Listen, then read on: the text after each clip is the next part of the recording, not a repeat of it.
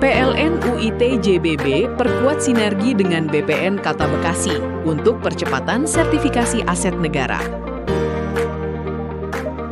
Bekasi, 1 Juni 2026.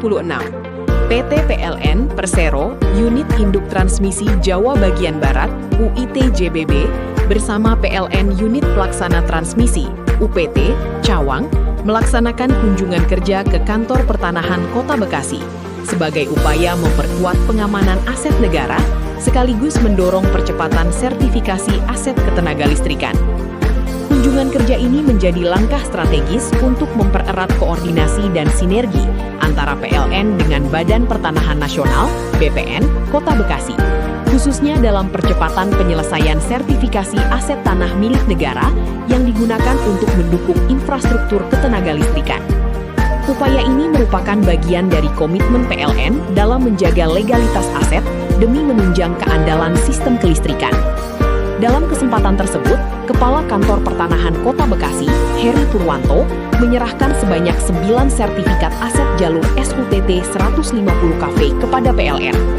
Sertifikat tersebut meliputi jalur miniatur Pondok Kelapa untuk Tower 12, 13, 14, 16, 17, 18, dan 19, serta jalur Jatirangon Cibinong untuk Tower 9 dan 23.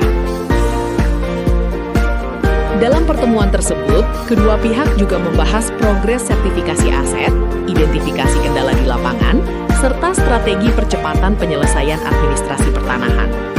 Kolaborasi ini diharapkan mampu memberikan kepastian hukum atas aset negara, sekaligus memitigasi potensi risiko sengketa di masa mendatang.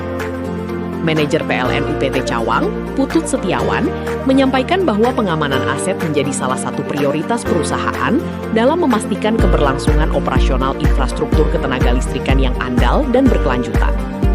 Sinergi dengan BPN menjadi langkah penting dalam mendukung percepatan sertifikasi aset negara.